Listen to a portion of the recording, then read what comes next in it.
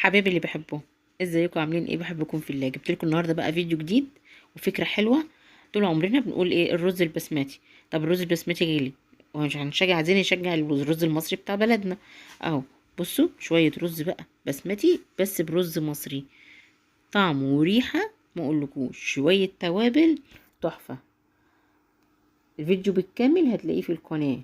اتفرجي على الشورتس، حطي لايك، حطي اشتراك، اكتبي لي كلمه حلوه، قولي انت من انهي بلد، وخشي اتفرجي على الفيديو بالكامل هيعجبك، وهتعتمديه ان شاء الله، وهتعملي الطريقه دي على طول.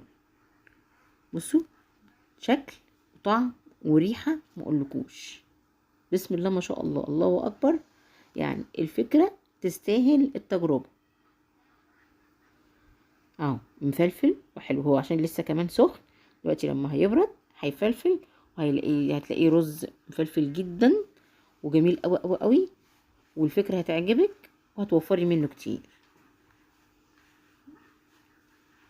لسه منزلتيش حطيتي لايك؟ انا شايفاكي شفتي الفيديو وطلعتي من غير ما تحطي لايك. لا، حطي لايك وحطي اشتراك.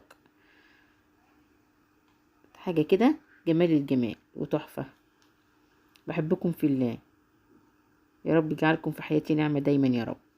سلام، بحبكم.